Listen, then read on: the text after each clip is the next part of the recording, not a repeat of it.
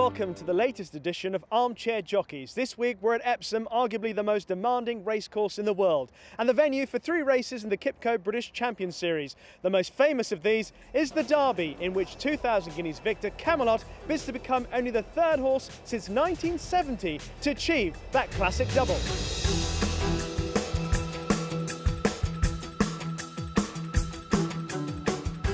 Also coming up on Armchair Jockeys, we hear from connections of some of Camelot's key rivals in the Investec Derby. We pay a visit to some of the leading contenders for the fillies equivalent, the Investec Oaks. We also preview the first premier middle distance event of the season for older horses, the Diamond Jubilee Coronation Cup. But first, we examine why this most unusual of racecourses places a unique demand on horse and rider.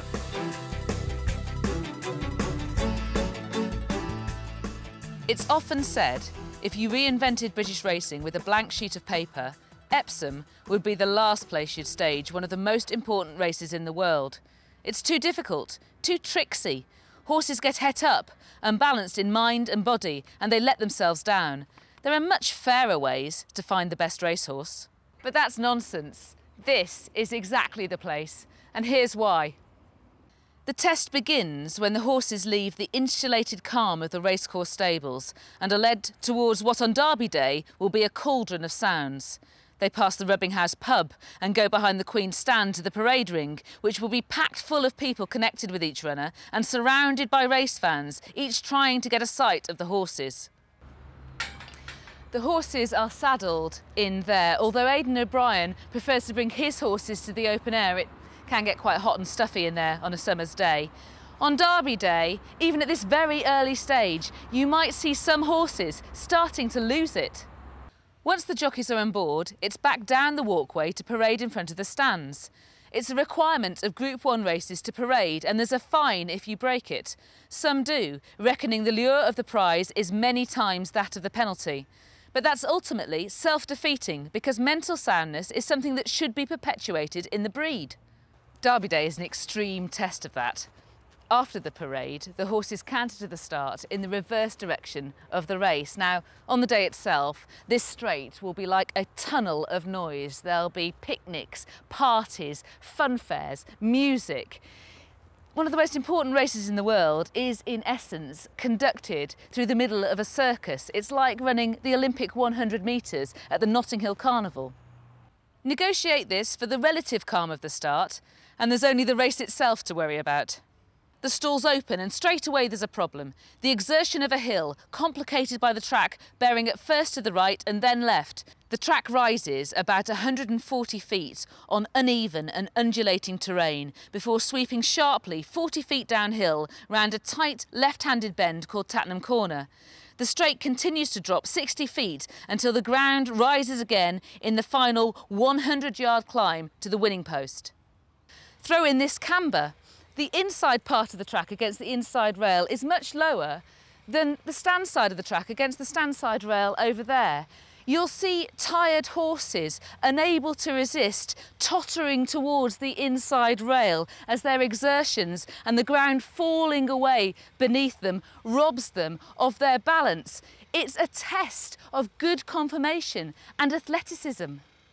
All these challenges interrupt a runner's rhythm and make Epsom the stiffest test of stamina around, as shown by these standard times for a 1.5 miles. Put simply, these are the times a good horse takes to cover the equivalent of the Derby trip at these top racecourses. The Curragh, home of the Irish Derby, is often still mistakenly thought of as a stiffer test than Epsom. The clock says that's 3.5 seconds untrue. Now 7 seconds equates to more than 30 lengths. That means, on times, a 1.5 mile race at Newmarket would have finished about here. But at Epsom, after the same amount of time had elapsed, there'd be more than half a furlong left to run. It's a high-class endurance test, the Derby. It's a test of courage, actually. So the horse who keeps his head and his balance, who is fast enough to get to the front and strong enough to stay there, who retains his will and his ability to triumph after all of those experiences, will be the Derby winner, and his genes will fully deserve to be perpetuated. Well, Lydia and I are now joined by Steve Mellish, but first of all, Lydia, having been out onto the course, you can give us a little insight onto what makes it so special. It's a unique course. I think it's a fantastic course, and the thing is that the things that the detractors level at the course and the Derby, I think, are its strengths. I feel very strongly about that, actually. I think the Derby and the test that a horse has to come through are important for a great race, and important, more importantly, in the wider sense, for the breed. And Steve, you've seen many a Derby in your time, of course. You're the oldest on the team. Just tell us about the quality of horse that you've seen win the race. Is it always the best? Well, in the black and white days, Rich, they were. I think it's a difficult test. There's no question that Epsom is a difficult track, but to be the best at anything, you should have to pass difficult tests in any walk of life. To say something's difficult doesn't mean it's unfair. I think they're two completely different things. And I'll tell you, a quick look at the roll of honour of Derby winners for 200 and odd years shows you that the best horse invariably wins. One thing I always think is important at Epsom is the jockey.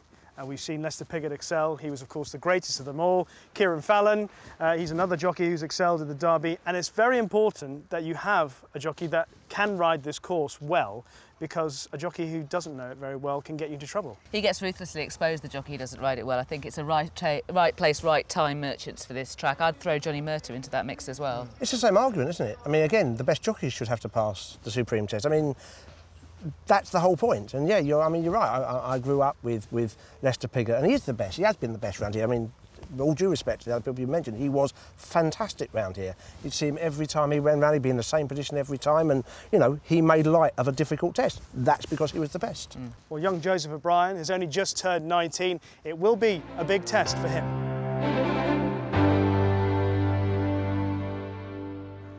And so to the Investec Derby, and the horse that everyone has to beat is Camelot. Lydia, a lot of people are hailing him as the next superstar, at least of this generation. Do you feel that that's valid? Not yet, no. I don't think he's a superstar. He's a very good horse who won the 2,000 Guineas and has displayed quite a lot of qualities. It's his absolute minimum trip, I think, we discovered, a mile. He will be better both on his run style there and on his pedigree over the mile and a half, at least 10 furlongs, and definitely the mile and a half as well of the Epsom trip. I was very impressed with the way that he handled the dip, the downhill section at Newmarket, particularly as having to weave around traffic to make his run. I think that bodes really well for him handling the track here at Epsom. Since then, we've had the other races, the other stepping stones to the Derby, and nothing has really emerged very, very strongly. Camelot, I think, has, by some margin, the best form going into the race. So he is a justifiable favourite. I think he's the likeliest winner of the race. He's not yet a superstar, and even if he wins the Derby, he wouldn't even have claims to that, but he's going the right way at this stage. There is the prospect of him improving significantly in the trip, both on run style and on breeding, and Aidan O'Brien made no secret of the fact that the 2,000 Guineas was the starting point for the year, and certainly in the past he has improved horses enormously from their first run. So that's a possibility. If he does that, and if he wins really well on Saturday, then he's on the way to being a superstar. At the moment, I think you can just say he's a very promising horse who might well improve at the trip. The final question I'd like to ask you about Camelot is in reference to his rider, Joseph O'Brien. He's a very young man.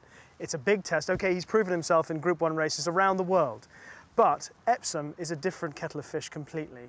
And if you ride a patient waiting race, sometimes you can get caught in all sorts of trouble. And Joseph O'Brien, as he would admit to himself, has been guilty in the past of giving his horses a little bit too much to do. He did ride Camelot very patiently in the 2,000 Guineas, and if those tactics are replicated, it could be a problem here. I think you're right to raise the concerns. I'm not going to say that it will prove to be, but I think it's right that we discuss them.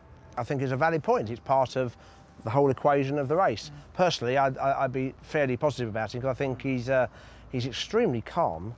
By just his character, he's a really laid-back guy. So I can't believe the occasion will faze him particularly.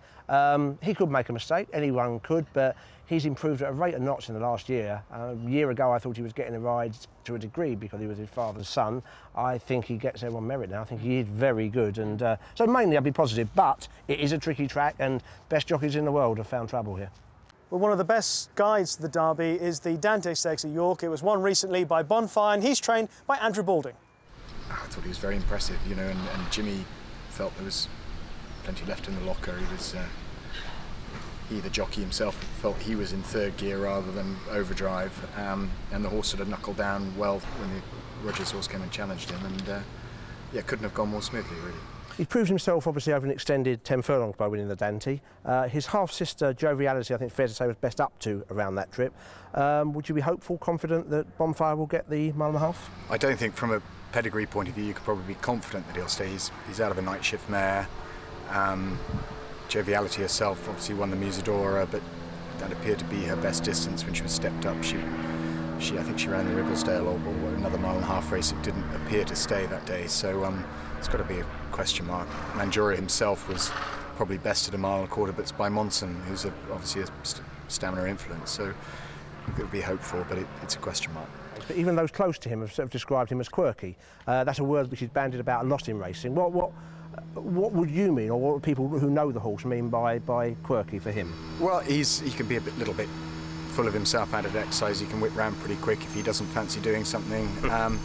But he's become more mature mentally as we've gone on, and I think the race at York has helped him grow up again. But I think it's a kink, if you were, that a lot of good horses have got. You know, they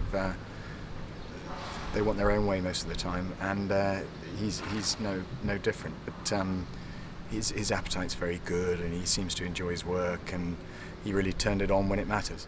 And the razzmatazz of Epsom, which you know what it's like, that's not something that particularly you don't think him any more than any other horse will be affected by. Yeah, I think it's a concern for anyone with runners on the day, because I think with the Diamond Jubilee as well, it's going to be a fairly intense atmosphere. But in all honesty, Steve, I think if a horse can't handle it, they're not deserving to win a derby. So I think that's got to be, all of the runners are going to be in the same boat there. My concern about Bonfire is temperament. He's going to have to go into the paddock, walk and parade past all the people here, go up past the fun fair. Now, they're a very professional operation, and I'm sure they're going to be thinking of ways in which to deal with that. Yeah, I'm not sure they can do much to prepare for that. I mean, I think it's a concern. Andrew acknowledges that how he behaves beforehand is a concern. I think his quirks are pre-race rather than during the race. I think no one could argue that he tried his best Absolutely. during the race. I don't think there's any temperament issues or guts issues, but I think the long build-up to the Derby is a worry. Personally, I have slightly more concerns about stamina. I worry about a mile and a half in the Derby for him. I'm not sure he'll quite get home. Well, an unbeaten colt coming into this race, his main sequence. Steve, how impressed were you by what you saw of him at Lingfield? I've been impressed every run, from his debut through to his recent win at Lingfield. I think he's a horse who just beats, or is ridden to beat, the horse in front of him. I think he's held up, he waits to pounce, and he goes and wins. I don't think any of us have got any idea how good he is, and I think he was really impressive at Lingfield. I think he beat a fair horse that day. He appeared to prove he got the trip. He certainly proved he handled a left-hand bend. I think you underestimate him in his peril. I know it's an unusual area he's come from to be in the Derby. I don't think it's a forlorn hope. How about the way he flashes his tail?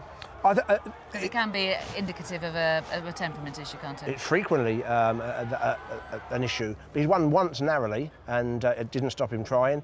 And I just think he's done that every time he's run, even when he's apparently going okay. I just think that's personally, I think it's a trait, and it's not something I was especially worried about. Well, an intriguing runner in this year's Investec Derby is Thoughtworthy. He beat Frankel's full brother last time out, Noble Mission, and he's trained by John Gosden.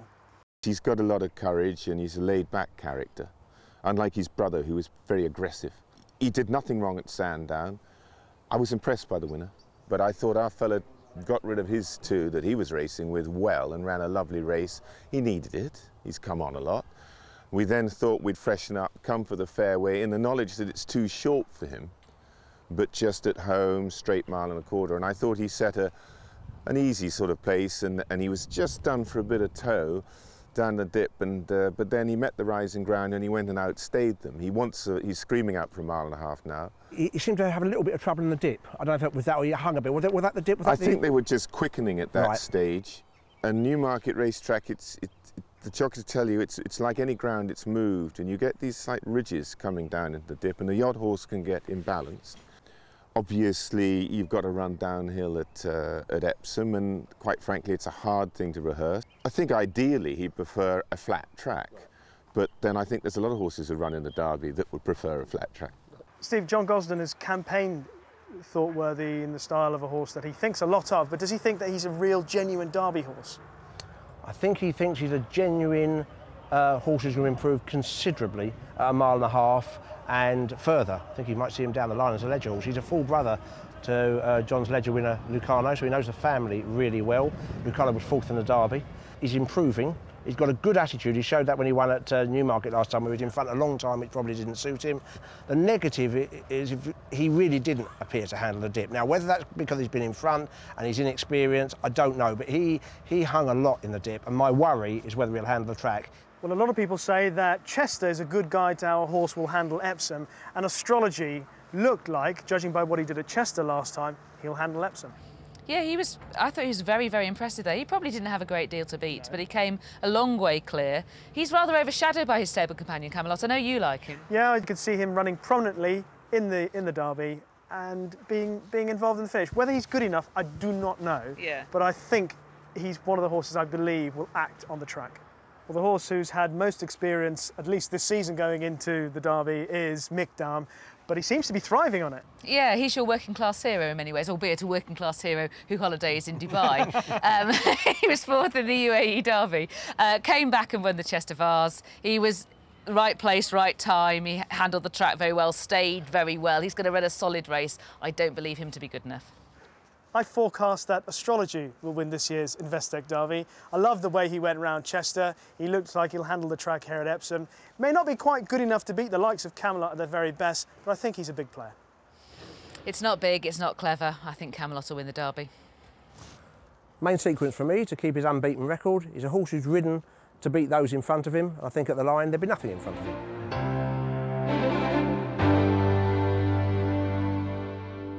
And now we come to the Diamond Jubilee Coronation Cup, sponsored by Investec, and we start with a horse going for a repeat win in the race, Sir Nicholas Abbey.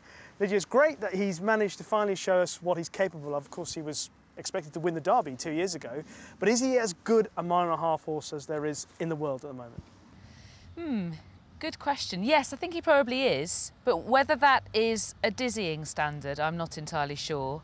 The positives are that he handles the track well enough to be able to win this race last time. I think he managed to win despite not fully handling the track, and he took advantage of midday. He'd gone on from a long way out, and I've always felt was better slightly shy of 1.5 miles, certainly a stiff 1.5 miles like this one. So whilst he's got the win over the course and distance to his name, I'm not sure it's a convincing one. And if there are horses in the race, which I think there are, that have improvement in them, I think he could be vulnerable. That said, he's been taken to a lot of the top gigs around the world and he's performed really creditably in them, either winning or finishing close up. Okay. He ran well in Dubai. I think that was a good first run of the season. I think the winner's a good horse. Cyril Talega's a good horse. I see nothing wrong with that as a first run of the season. I thought it had a really good start to his year. After, in Ireland, obviously that was a faster race. So that you can definitely put a line through it. It was a slowly run race. Pace making got too far clear, and it's one of Joseph O'Brien's rare muck-ups, and he's admitted it himself. That you can definitely put a line through that. A horse expected to play a big part in a lot of the top middle distance races this season is beaten up, and he's trained by William Haggas. He won his maiden comfortably last April. And then he got ringworm as bad as I've ever seen. It was all over his body, so he had 3 months in the field. Came back at Doncaster, was deeply impressive, admittedly from a fairly ordinary field. And then his run at Newbury in the St Simon Stakes, I mean, whichever way you look at it, it was a pretty high-class effort. And the form of, I'm not saying Al-Kazim was at his best, he probably wasn't, but what he's done since has been pretty impressive. And I feel that he's got a chance of being a top-class horse. I mean, it was a big step up to run him in Dubai, and obviously with hindsight I regret doing it, but he's still a very, very talented horse. And Epsom itself, would that be any sort of concern for you? Well, I don't know. I think well-balanced horses handle it, and I don't see it being a problem for him. Another thing, the Coronation can have small fields. In an ideal world, what would be how you'd like the horse ridden and what conditions, again, ideally would you like? Well, I'd like nice fast ground or decent ground, and I like Aidan to have 3 runners and 2 of them to go flat out, as they did in the race that undid St Nicholas Abbey at the Curragh. And then weaken at the end, and then get in St Nicholas Abbey's way rather than mine. The enthusiasm that William Haggas has for beating up is infectious. I think he thinks, I don't think I'm putting words into his mouth, I think he thinks he is a different class animal than Harris Tweed, who he loves as a horse. But their homework tells him he's just much, much better. I think that's always what's convinced him that he is top-notch. He hasn't, at the moment, he hasn't proved that. He was very impressive at Newbury last year. As you say, clearly hugely on the up, and many people thought he'd have a great year this year. Like you do, I'd be really loath to write him off on one run at an early time of year in a different part of the world.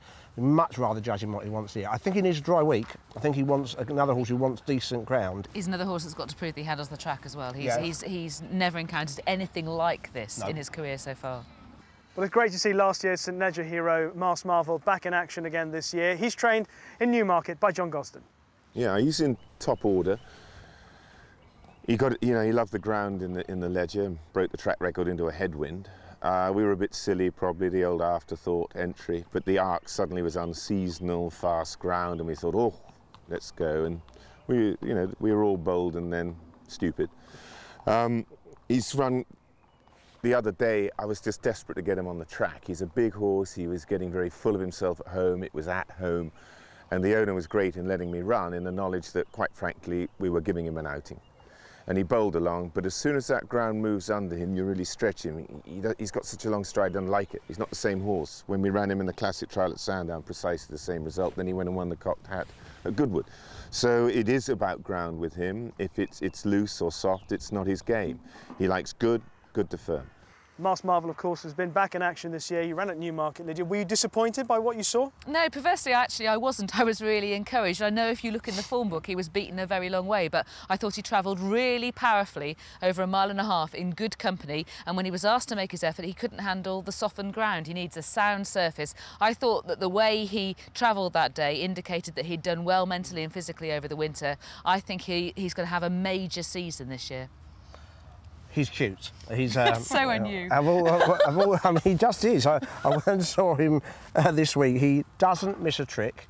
He fell in love with the camera. Whenever we passed, he was at one window or the other, looking out and nodding at you and clearly looking for the camera. Maybe he thought you were cute, Steve. Well, Yeah, the feeling is clearly mutual. Yeah, anyway, yeah. Anyway, the horse. The ground's vital to him. I mean, he's run twice now on soft ground. Once as a 2-year-old, I think it was, and ran poorly. And in the end, he was well beaten at Newmarket on ground, which he clearly did tonight. But Leger last year, he travelled beautifully through the race. I have no worries about him dropping back to 1.5 miles. I think he'll cope in the stiff 1.5 miles absolutely fine. He didn't run too bad in the Derby last year, but that's sort of a bit of a messy race for him. I think he's a really interesting runner if he gets his ground, and I hope we have a dry week for him. And I think he's a big player. Luca Gamani trains Quest for Peace, a horse who ran an encouraging race at Newmarket on his return. Yes, he did. He ended up being one of the horses that did handle the ground in the Jockey Club Stakes. Ultimately, he was quite comfortably beaten. However, it still represented an improvement on his form of the previous season, and I expect that he'll improve again. I think he'll have a solid year. I'm not sure whether he's got that touch of brilliance, but I respect his trainer massively, and he finds improvements in horses steadily, so it'll be interesting what progression and what achievements he can make this year. I think Beaten Up will win this year's Coronation Cup. Unbeaten last year. I'm prepared to forgive him a disappointing run in Dubai. I'm going to go for Mars Marvel. Sometimes it's quite hard to put a finger on it exactly. It's just an impression that he made when travelling in the Jockey Club Stakes. Suggested to me he might be an improved horse. I was tremendously impressed with what he did in the St Leger. I just feel instinctively that he's going to have a big 2012.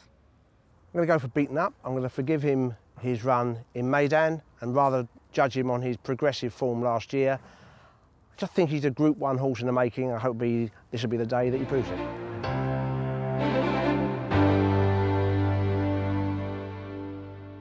And now last, but certainly not least, the fillies taking part in the Investec Oaks. One of the fancies is the Musidora winner, the Fugue. She's trained by John Gosden. She hadn't quite come to herself for any trials for the Guineas, so it was always a plan to go straight there. She was in good order. I think the ground was a little bit verging towards specialist. The winner certainly thought she was running on good to firm, but she ran a great race. She had a rough trip, got run into and lost 3 lengths and then came on again. But she's tough. She came out of the race well. It's not normal to go quickly back like that, but she went up to York and I thought she ran a lovely race, and she's come out of the race well. And you know, we're hopeful of going to Epsom as long as the heavens don't open. She's quite dainty and of her feet, and I don't want it if it's too deep, you know. She's got a very easy, low action. Would you be confident, or at least very hopeful, that the mile and a half at Epsom will be no problem for her? Well, hopefully not. I mean, the mother obviously was by a stallion more known for his stamina, but Dan Silly seems to get them to go anything from a mile to a mile and a half, so hopefully that side of the family comes through and she gets the trip well. Epsom can be tricky, as you know. Any worries? Is she a well-balanced filly? Any worries about the undulations? No, she's smooth action, well-balanced filly. I think it can get rough, particularly if they're all trying to get a position for coming down the hill. It can get pretty rough down there, and you just hope you get as smooth a trip as possible in a race like that. I thought she ran extremely well in the 1,000 guineas. Bear in mind that she was struck into and she returned with quite a serious cut. And then a very quick reappearance after that, running in the Musadora, travelling through the race like a class horse. Maybe the margin of her success might have been exaggerated. I'm not sure whether the second twirl is a thorough stayer. However, I think that the fugue is going to improve for the step up in trip. Her half-sister got 2 miles. I'm sure she's going to be able to handle the track the way she ran straight down the dip twice. I can't think of any reason to put up against her, really. OK, well, Val is a filly who has improved this season. She's won both her starts. She won the Lingfield Oaks trial last time out. She's trained by William Haggas. The maiden win ended up being OK, but it looked a horror story for most of it. And I thought a bit of decent improvement to win at Lingfield. Yeah, the only flaw at Lingfield of it, I agree, it was a really good performance, was she hung right early in the straight. There are similarities between Lingfield and Epsom, downhill, left-hand bend. Is that a concern for you at all, Epsom? Personally not, but I mean, it took us by surprise, and we didn't see that coming, but Johnny didn't seem fazed by it at all. There's not a lot we can do to iron it out, I think, just practice. But I don't envisage that being a problem. Our filly is guaranteed to stay. Do you think the mile and a half, a stiff mile and a half Epsom as well, despite what some people think would be play to her strengths? Very much so. I know this will embarrass you, but you have an unblemished record in the Epsom Classics, with Charlotte winning the Derby and Dancing Rain winning the Oaks. They're your only 2 runners. Is Val an optimistic, confident choice to keep that record going? She's neither. It's very nice to have a runner in a race with a chance. I think she's got no stamina issue. I think she's got a bit of inexperience, obviously, but I think she's pretty genuine. And I think if the ground I think you'll see a better filly on quicker ground. We've never thought that soft ground was her bag. You know, her brother Beaten Up likes the fast ground, and Harris Tweed used to until he got old. So I think the fast ground will suit her if it's fast at Epsom, and look, that record is just luck, really. I'd love to have a runner in the Derby and the Oaks every year, but I think she's a credible chance. I detected confidence from the trainer. I think he's very hopeful. I thought she looked in great form. I saw her out galloping, and she's a very calm, relaxed filly. I can't imagine that the Epsom itself is going to bother her. Ground might be important. I know she's got form on soft ground in a maiden. Yep. Her action is definitely that of a horse who'll prefer decent ground, and the trainer I know thinks that. But the things in her favour, she proved she'd go around the Lingfield, which is a similar-ish track, left-handed, tight, sharp bend, and we know that she stays a mile and a half. She did hang at Lingfield, and that's a slight concern. Various reasons been put up for it, but I don't think anyone really knows why she hung that day. 'Cause I thought she handled the bend. It was actually slightly after the bend. I tend to go with the theory that she was still green when she won at Lingfield. The way she won first time at Newbury was very impressive, and again it showed a filly who was still mentally not there. And hopefully, if that second run has done that, then we'll see an even sharper filly come Oaks Day. Definitely, she's made mental progress from first to second race, and she's with a trainer who's very selective about his runners in top races. Well, we move on now to Aidan O'Brien's Maybe, a filly who was very well fancied for the Guineas. I'm definitely got doubts about stamina. It's interesting though, because he could have gone the route and gone for another Guineas somewhere, Ireland, France or something, but he'd gone straight up in distance, Aidan O'Brien. Definitely think we have to factor in the fact that his horses do improve markedly for a run generally. But I think the trip is an unknown. I think you'd be confident that she would get 9-10 furlongs. I think 12 furlongs is a worry, and she's meeting a couple of fillies, 2 or 3 fillies, I think will love the step up in distance, and that's the difference.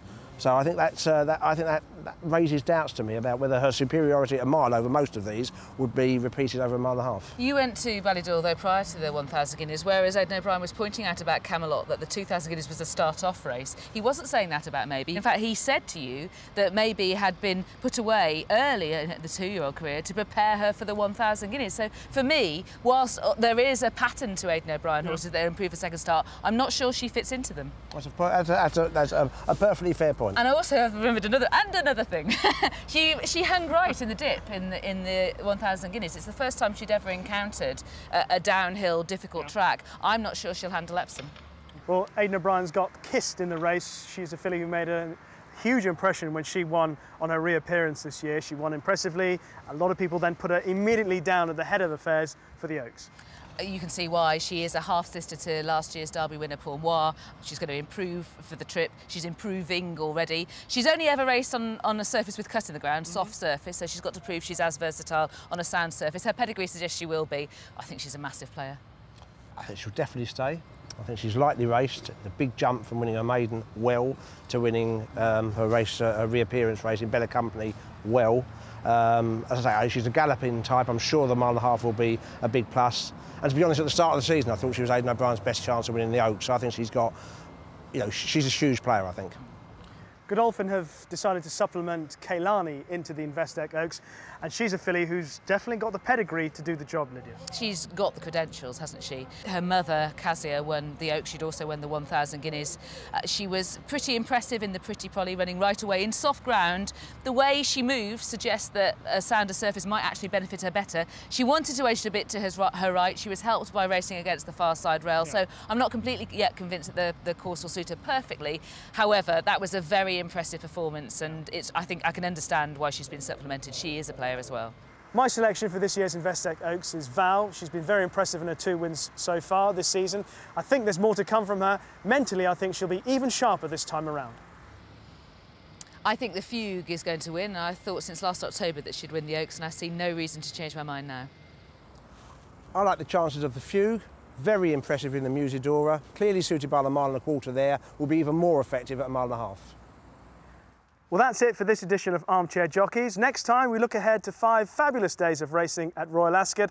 But in the meantime, we hope you enjoyed the action from here at Epsom and can find the 3 horses in the Derby, Oaks and Coronation Cup that can fill this spot. But from Steve, Lydia and myself, bye-bye. Bye.